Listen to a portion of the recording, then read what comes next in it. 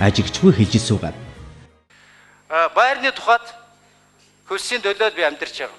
Зардлын 300 мянган төгрөгийн хөлс төлд юм аа. Ашиглалтын зардал гэж юм байдаг үстэй чи ч гэсэн төлдөг үстэй юм далаа. Тийм л юм байна. Юуны төрөөс юм би төлдөг гэж хэзээ ч хэлээгүй. Энд ч одоо авилгал гэхгүй өөр юу гэх юм? Тэ?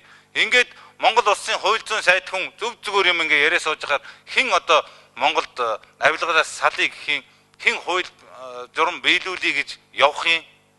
Монгол ардын нам өнөөдөр ийм хүний толгойг илээ сууж яхаар ард түмэн та нарт нь яаж итгэж саналаа өгөх ёстой юм? Монгол бас хаашаа урагшаа хөгжих гээд сарын 3 сая төгрөгийн төрөөстэй байдаг байранд 3 жил суусан байна.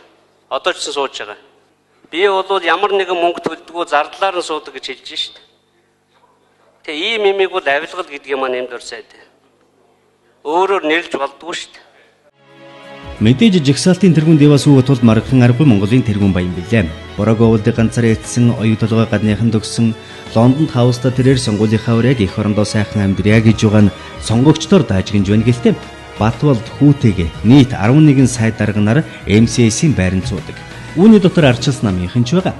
Байр өгсөн инк хамгаалалтыг бол одоо хөвсгөлд нэр дэвшээдгүүж явна.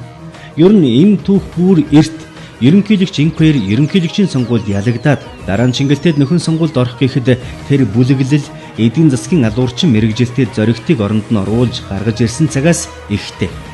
Дараа нь хээ үсгийг авч хаяад бүр хурцдсан билээ.